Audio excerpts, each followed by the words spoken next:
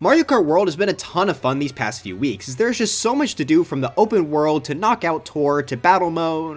Well, that one kinda sucks. And most of all, the racing. Of course, the Mario Kart franchise is known for its fantastic racetracks, and that's no different in Mario Kart World. There are 30 different tracks in this game, which is low compared to the last few entries, but with the intermissions, there's still quite a bit to race on here. Of those 30 tracks, 14 of them come from previous Mario Kart games, which are known as retro tracks. This has been a tradition ever since Mario Kart DS to include tracks from older titles and remix them into a new setting. Generally, excluding DLC, 16 tracks would be retro and 16 would be new tracks. That means Mario Kart World already has a smaller retro count than previous games, which by itself has been fairly controversial. On top of that though, this might be one of the most bizarre selection of retro courses across the entire Mario Kart series. Welcome to another episode of Level by Level. Today I thought it'd be fun to take a look at all 14 of Mario Kart World's retros and review them based on how good of retro tracks I think they are. In order to do that, we are going to be using a tier list. No, you're not in this episode.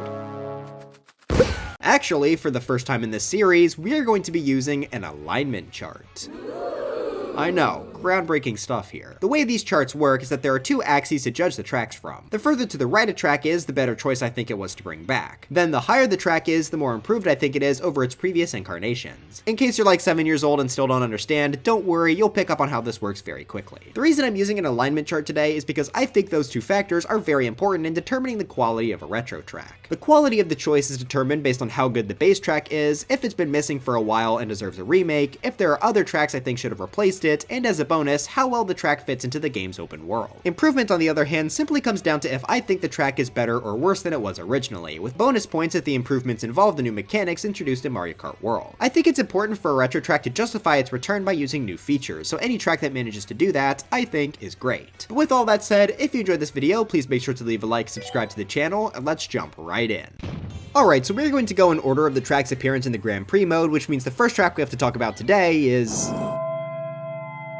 Okay, so right off the bat, I'm lying to you all. I've got a lot to say about Desert Hills that also requires context of the other tracks in the video, so we're going to be saving that one for last. That means our actual first track is going to be 7 Shy Guy Bazaar. Right away, I can confidently say that this was a fantastic choice. It's one of the most memorable Nitro courses from 7, and I think everyone was expecting it to come back. It's got a really unique theme for a deserty track, so if there was going to be one, it makes sense that Shy Guy Bazaar was the choice. On top of just being a popular track though, this also got a ton of new content. One of Mario Kart World's main new focuses is of course its parkour mechanics with rail grinding and wall jumping. Shy Guy Bazaar is probably the retro track that implements these mechanics the most naturally into its pre-existing layout. The market section in 7 already had a few alternate pathways, but now with the ropes connecting a lot of the stalls together, there are even more options here. Shy Guy Bazaar was also always a fairly enclosed track, so that made implementing wall riding here very natural. And that's all while the track still feels very similar to its initial Mario Kart 7 rendition. Most of the major changes are fairly subtle, like this ramp here on the straightaway, but they expand the track in such interesting ways. They even added an alternate route to the left at the ending that can give people a small speed boost. So as a track, I think this is a great fit for Mario Kart World to show off all of its new mechanics. On top of that though, this is also easily one of the open world's strongest highlights. They decided to now theme this track around Sarasaland by putting it next to Daisy's Palace. This is such a cool design choice, and it's a lot of fun to drive around in the open world. You can even sometimes race through the palace based on how you approach Shy Guy Bazaar in versus mode. I have heard some people call this a secret track, which, it's more like an alternate route since you can't race on it in time trials, but I still appreciate the addition regardless. So I think we start this video off strong with a very solid retro track in terms of both improvement and choice, well deserving of placing in the top right quadrant. I should also note, don't take this chart necessarily as my track ranking, as I'll cover that in a future video. Next up, we have ourselves another very obvious pick, being N64 Wario Stadium, which is another I and many others personally predicted. The reason is because it was the only track for Mario Kart 64 to never get a remake. Now the reason for that is because Wario Stadium is, well, I mean, it's just awful. It's easily one of the Mario Kart series' worst tracks, which may make you all think I wouldn't like for it to return. However, I always saw Mario Kart World as a chance for this track to redeem itself, and I can confidently say that this is easily the most improved track in the entire game. The main reason it sucked so much originally is because the track was so unbelievably long and boring. In Mario Kart World though, they trimmed a lot of this track out, which can easily be seen when comparing the two mini-maps to one another. Now I have seen a lot of people not like this remake because they cut out so much, but I also saw those people in the asylum, so there's that. I think cutting out the needless filler was only a good thing, and this track is so much better for it. On top of that, while I wouldn't say it utilizes rail grinding and wall grinding to the degree of Shy Guy Bazaar, this track does improve massively from modern Mario Kart's trick system. Originally, whenever you went off a ramp in Mario Kart 64, it felt incredibly underwhelming. Now though, it's actually quite fun, which finally gives this track a real reason to exist. I do want to make a quick edit here to say I did sort of slander the track. After watching the world record for this track, yeah, it's safe to say this also uses wall riding and rail grinding quite well. Just wanted to make sure I pointed that out before anyone else in the comments. In addition to its actual racing layout being massively improved, this is also one of the most fun open world areas right next to Shy Guy Bazaar. This is really where we start to see the parkour mechanics get utilized, as you have to parkour all around the massive stadium in order to find all the question mark tiles and P-switches. If I had to do a ranking of the open worlds at some point, Wario Stadium's portion would easily make the top 5. That's also of course helped by its very unique stadium theming, which gives it a distinct place in the open world compared to other tracks. I guess I should also talk more about the aesthetics on these tracks too. I love how they updated it here, as it actually feels like a stadium with the proper amount of flair. Like, it feels exciting seeing the fire go off as you make jumps alongside a massive audience, especially when you compare it to the original aesthetic, which was just... I also love the auditory touch of having a Shy Guy announcer commentate over the race. It's subtle, but I think adds to the excitement a lot for me. So honestly, I think Wario Stadium belongs here on the alignment chart, easily the highest improvement we'll see today, as it went from a terrible course to an actually solid choice. And to end off the Flower Cup, we've got Airship Fortress.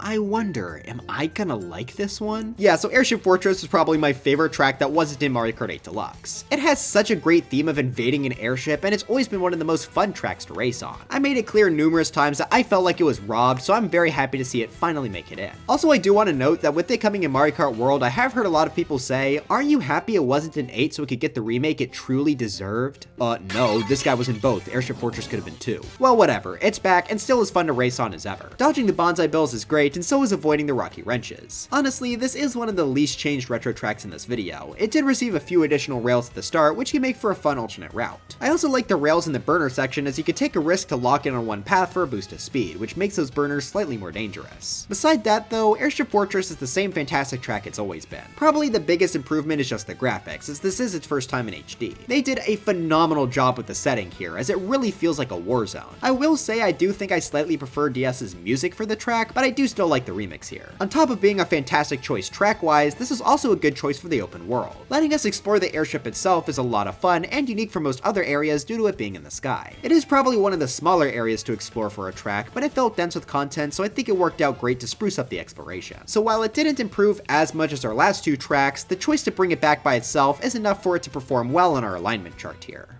Now so far, we've had a really good streak of courses, mostly because we ignored this guy. But things do change a bit when we get to the Star Cup, so I think it's time we unlock some more of our quadrants. Starting us off, we have DSDK Pass. This is one of DS's most forgettable tracks for me. It was never really much of a highlight, and there are plenty of other snowy mountain tracks I would have preferred here instead. Even if my beloved Mount Wario couldn't be included due to anti-gravity, DK Summit from Wii would have also been a more interesting choice. Yeah, this was just in the boost course pass, but if that was really a concern, they could have swapped which track appeared in which game. Not to mention that DS itself also has plenty of other tracks I would have liked to see instead, so choice-wise, I'm not a huge fan of this coming back. But does it at least improve on what the original provided? I would say overall yes, but it is a mixed bag. I do really like the shortcut near the start that uses the new pole mechanics to cut a turn. I think that is a really cool and well executed idea.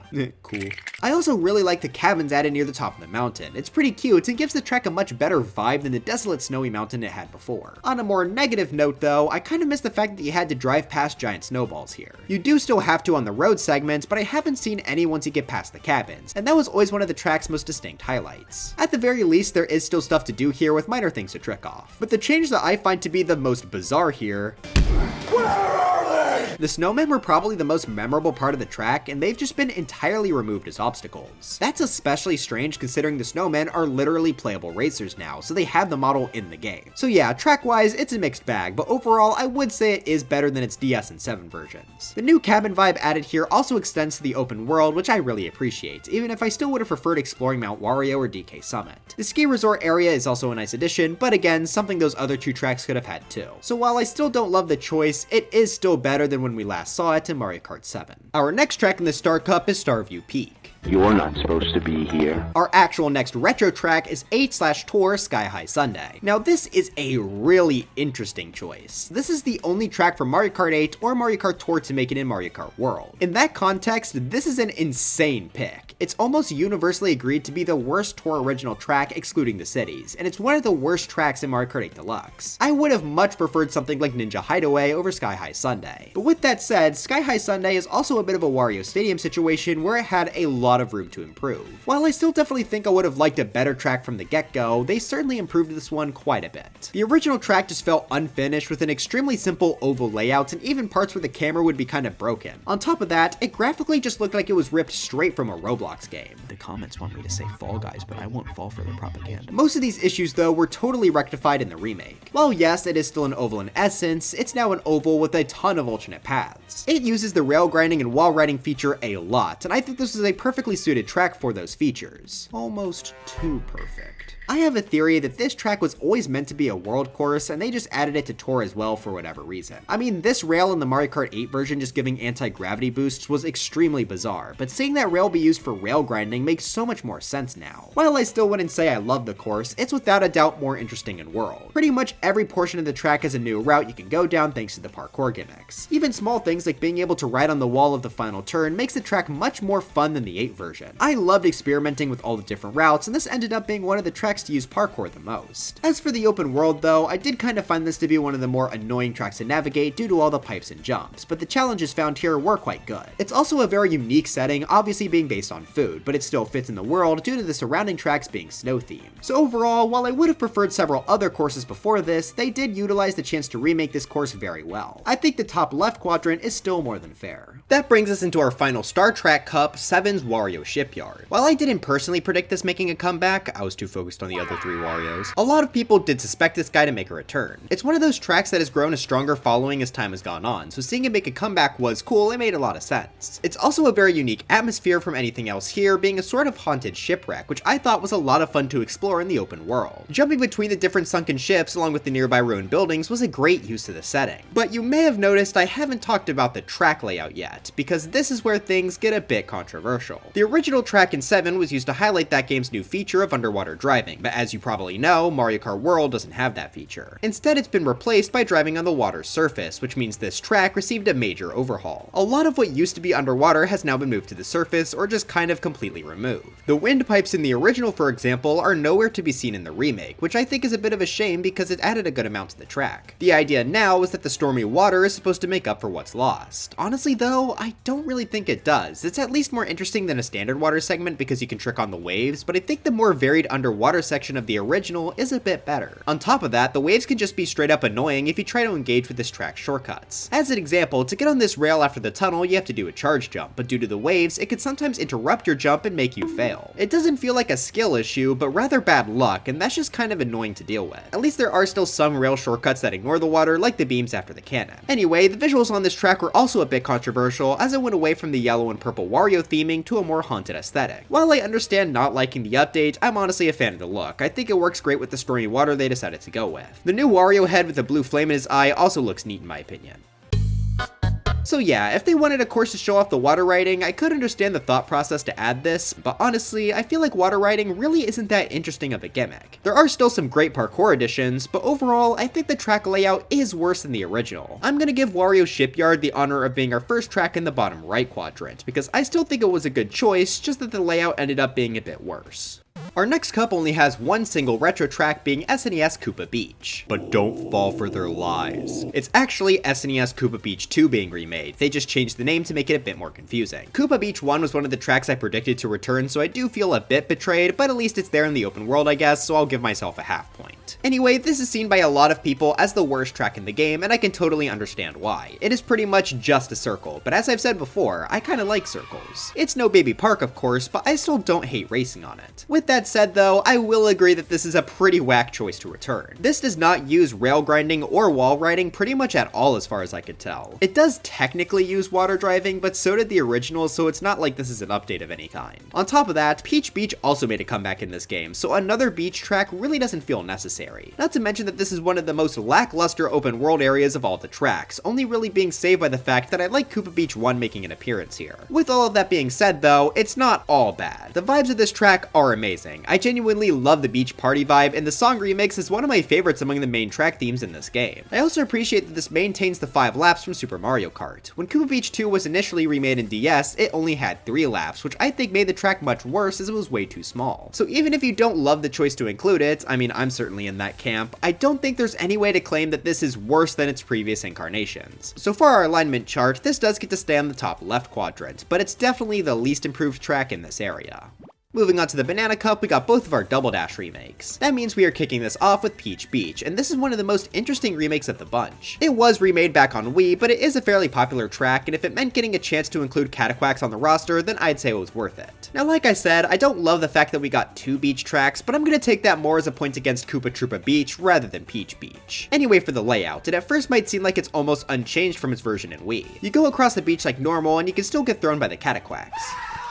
There is an alternate route at the far left before entering the beach, but it honestly doesn't feel faster, so I kinda just skip it. The fact that water driving is here can help you avoid some of the Cataquacks as well, but it's a pretty minor addition all things considered. However, on lap 2, this track actually completely changes. Instead of taking a right onto the beach, you instead take a left at the start into a town area, indicated by the classic red arrows. This is entirely new content, and it is very fun as it includes a ton of rail grinding and wall riding. Now unfortunately, based on the current world record, it seems like the best thing to do is just remain grounded and take a pretty simple mushroom cut, but I still like the parkour additions on the second lap, even if it is just for fun. What I don't love though is the third lap, which is a very weak addition. It starts fine with a fun little glider segment, but it ends on pretty much just a water straightaway, which is way too big and empty. It's not even stormwater like in Wario Shipyard, so you won't be doing any tricks here beside the single shortcut at the side. That's especially hurt by the fact that Salty Salty Speedway has a pretty similar vibe to this track in a lot of ways, making Peach Beach feel a bit less unique. Overall though, even with that weak third lap, I think Peach Beach is a slight improvement over the original. I also like how this towny area works in the free roam, as it really lets the parkour shine as you hop from rooftop to rooftop. I can't lie though, this did make me kinda miss Delfino Square from Mario Kart DS, which I think I would have preferred over this track. In the end, it's still all around decent, so I think it's fair to put it in the top right quadrant, even if it is the closest one to the center. Our second and final Double Dash track definitely picks things up as we got Dino Dino Jungle. This is without a doubt one of the best tracks in the game, and that in large part comes from the improvements made here in World. The original track in both Double Dash and 7 is fairly well liked, but I wouldn't call it a fan favorite. The main criticism of the track that I always heard was the fact that there was literally only one dino on the track itself. There's also a pterodactyl. Nope, I said on the track, he's flying, doesn't count.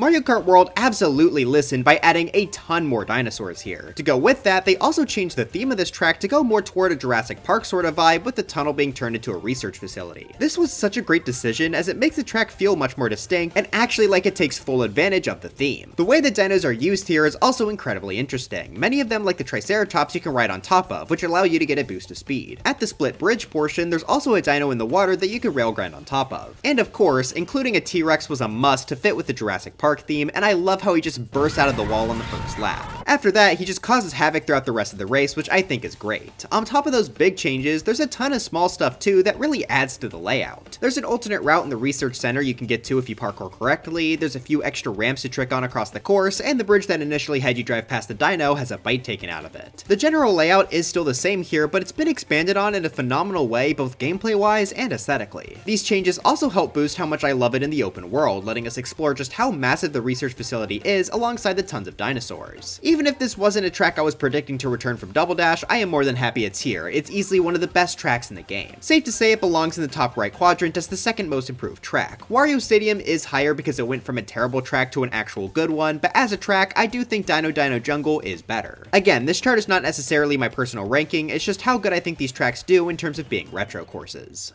On to the Lightning Cup, we kick off with Mumu Meadows, the only survivor of Mario Kart 8 Deluxe's pre-booster course track selection. That is pretty insane as a choice, but look who predicted it right. Yeah, everyone was making fun of me, but where's your precious piranha plant pipeline now, huh? In the ground, rip bozo! Anyway, as much as I am happy to celebrate being correct, this is still a really weird choice. Mumu Meadows is a well-liked track, especially with the more casual crowd, but having it come back again after being in base Mario Kart 8 is pretty weird. I get that it was probably done to make Cow a playable character, but at that point, they could have done N64 Mumu Farms as well, which hasn't been remade since DS. Sure, that's definitely a worse track, but if they really wanted, I think a combined track of Mumu Meadows and Mumu Farms could have been cool. Well, regardless of which they ended up choosing, I do like having a farm setting for the open world, because I thought this was a nice chill location to explore. But as for the track itself, another thing that makes it a weird choice is the fact that they didn't really do anything with it. It's barely changed from Mario Kart 8, with the only major addition being this alternate route near the very end, but it doesn't really affect much. There's very little wall riding or rail grinding here, so it doesn't feel like it justifies its existence. In fact, I honestly think this might be worse than the Mario Kart 8 version. One thing they did change was straightening out the zigzag portion with the cows, and I don't really like this at all. The hills to trick on are a little nice, but I loved the original as it made it harder to dodge the cows and opened up for bigger shortcuts. There are more Mumus total now, but I feel like it's not enough to make this harder than the original. It's not like a massive detriment to the track, but since it is the main noticeable change, I think I do have to say that this is overall worse than its previous incarnation, making Mumu Meadows the first track in our bottom left quadrant. I still like playing on the course, it just doesn't feel like it should have been here, nor does it really do anything to fit in the new game. That brings us to probably the game's most controversial retro track, N64 Choco Mountain. Not in the sense that it's the worst, but the actual meaning of controversial. It seems pretty split on if people like it or not. So let's see what conclusion I can come to here. The main reason people seem to be split on it is because of the theming update. Yeah, it's still a brown mountain, but now it's like a monster truck arena that's filled with charging chucks. Unlike the Jurassic Park evolution of Dino Dino Jungle, which felt pretty natural, this is a completely different style from what the track was originally going for. In my opinion though, I do kinda like it. That's mostly because we just got a more standard Choco Mountain remake in the Booster Course Pass. But that brings up another point. Why is this back at all after being in the Booster Course Pass? It feels like they should have given a different track a chance to shine in either this game or the Booster Course Pass. However, if they were going to reuse a track, I am at least happy they took it in a completely new direction. I will say though, while it is definitely different, I do get a lot of similar vibes to Wario Stadium while driving here. The muddy look mixed with all the mechanical parts does make this area feel a slight bit repetitive. Doesn't help that it's not nearly as fun to free roam in as Wario Stadium is, though it's not terrible. As for my thoughts on the new layout, it's good in some places and kind of weird in others. I think the charging chucks were nice to add a bit more obstacles in the more open parts of the track. There are a few new jumps too, which is nice, though I kind of miss the glider part from Mario Kart 8's version of the track. There were some alternate routes added with the help of some rail grinding and wall riding, but none that were super interesting to me. I also don't love that the turn into the hillside with the boulders is now off-road. It feels like you can skip way too much of the track, and I think it was better before this was here. So overall, I have a lot of mixed opinions on how this track in particular was done, but where do I fall in terms of putting it in the chart? I'm a fence sitter. I think this track is the perfect middle, and that's why it's been so controversial. It's definitely the most mixed bag out of any retro course in the game. To end off the Lightning Cup, we got Wii's Toad Factory, another one that pretty much everyone was predicting to return. It was a fairly big fan favorite in Wii and had never gotten a remake before, so it was only fair that it finally got its chance to shine once again. Honestly, I think this is another Airship Fortress situation where the original track was so good that it really didn't need much changing, so it's fairly similar to its Wii counterpart. It did definitely receive more changes than Airship Fortress did though, as the factory was set up in a way to really support wall riding and rail grinding. Several parts throughout the track now have portions in the ceiling which can be used as a bit of safety from items. There are a lot of alternate paths to find, and while they may not be very helpful in gaining speed, it is nice that they're here as they make the gameplay a bit more interesting. I especially think the metal bars in the ending jump are a lot of fun to ride on top of. I would say this is also a track that definitely excels in the open world. There are so many areas to explore in this factory, and it's once again another totally unique setting to the world. Parkouring across all of the construction equipment is just a great time all around. So yeah, this was a bit of a quicker segment, but honestly, it's Toad Factory, what else is there to say? 100% belongs in the top right quadrant. Not quite as improved as some of the other tracks here, but still well deserving of being in the game. The Special Cup only has one retro track for us, being SNES Mario Circuit. Really? Yeah, I'm sorry, but I really do not like this choice. In a game with only 30 tracks, 2 of them being Mario Circuits is pretty lame to me. Not to mention that it's an SNES Mario Circuit remake. I get that every game with retro tracks has had an SNES Mario Circuit beside base 8, but this game is all about breaking traditions. In fact, one of the traditions it broke is the fact that there is no Super Circuit track in this game. That makes this the very first Mario Kart to not represent every game at least once in its retro track selection. Now listen, I don't love Super Circuit, but that game has some pretty solid track themes, and Nintendo is usually pretty good at remaking those tracks in particular. Usually. I guess we did get a ton of Super Circuit tracks through the Booster Course Pass, but you know what else we got in the Booster Course Pass? That is especially insulting due to how this track is laid out. I'll give this track credit for having a good idea, as it's actually a combination track of Mario Circuit 1, 2, and 3. Each lap takes you down a different one, and I think that's a pretty good way of handling Super Mario Kart tracks with the same theme. Now unfortunately, that is not every SNES Mario Circuit. For some reason, Nintendo is allergic to remaking SNES Mario Circuit 4. It has not appeared in a game since Super Circuit, and it was only in that game because it had every Super Mario Kart track. If they knew they weren't going to include it here, why not make Mario Circuit 4 the one we got in the Booster Course Pass? Instead, now we have Mario Circuit 3 represented in both, making it the single most remade track in Mario Kart history. Nintendo, I promise you, it's not that good. So yeah, this is one of the worst choices in terms of remakes in this video, as it's a pretty boring theme and it should have gone to a Super Circuit track so we didn't have two SNES courses. But with that said, they did at least do something cool with it. I do enjoy racing on it enough to where I wouldn't call it a bad track, and I think they should reuse this combination concept for other tracks in the future. This is undeniably better than each of these tracks on their own, so I can at least say it's an improvement. The only thing I don't like is that they removed the glider from the 7 remake of Mario Circuit 2, but since the track itself is a bit smaller, I guess that kinda makes sense. I also have to say that this is definitely one of the weaker areas to explore in the open world due to it mostly being flat outside of the watchtower, so I doubt anyone would disagree that it belongs in the top left quadrant. If nothing else, I guess it has improved. Now normally, that would be where we end things, but I left the best for last. DS Desert Hills is the worst remake in the entire game, in my opinion, by far. It does everything wrong that I have covered throughout this video, which is why I wanted to leave it for last. For starters, the theme of this track. This is just about the most generic desert course you could possibly imagine. Not only is that bad because we have the fantastic desert track in the form of Shy Guy Bazaar, but also because there are so many other desert tracks in the series that should have been here instead. Desert Hills already received a remake in Wii, and in both games it was a part of, it was generally seen as one of the weakest desert tracks in all of Mario Kart. That's saying a lot because desert tracks are often some of the weakest tracks throughout the series. So if they were going to add a second desert track, there are two pretty good candidates. First is Super Circuit Yoshi Desert, which isn't the most unique desert course, but it would have at least given some Super Circuit representation. And it's not like Desert Hills is much more unique. The other option is Wii Dry Dry Ruins, which is what I was predicting they'd do. Not only is it probably the best received desert track, but it's easily the one that would work with this game's brand new mechanics the best. That brings us to another flaw with Desert Hills. It's not improved. Due to this track being such open desert, there's pretty much no chance for any wall riding or rail grinding whatsoever. The most you get in terms of new mechanics is a tiny bit of water near the finish line. Wow, how amazing and interesting too. That's not to say this track hasn't been changed though. In fact, it has got quite a few changes. It's just that they make the track worse. The most obvious is the addition of the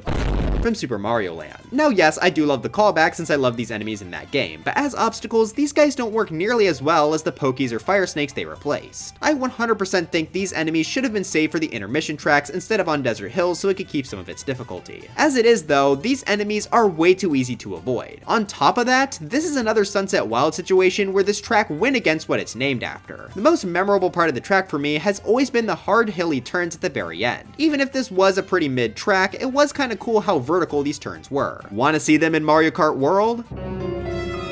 That's right, they took out the signature hills of Desert Hills. So now this track is even more boring than it was before. And let me remind you, the world version isn't getting Fire Snake's rain onto the track like the others, so it remains mostly empty the entire race. It also doesn't help that visually, the track just feels more bland to me. At least the original felt a bit brighter and had cool set pieces like the pyramid and the off-road. Now that's just gone and replaced with a boring rock slab. Oh, and you know that water I mentioned earlier? Well, funnily enough, this track actually has less of it than the DS and Wii version, which just minimizes the amount of Mario Kart World mechanics shown off here. There were some decent changes like adding a hidden glider ramp, but the main layout of the track has been butchered so badly that it doesn't really matter. Even the open world is fairly plain. Like, it's not terrible, but it doesn't feel like a highlight of the world like every track should. So I am more than confident to say that DS Desert Hills easily belongs at the bottom left corner of the chart, because this track simply did everything wrong.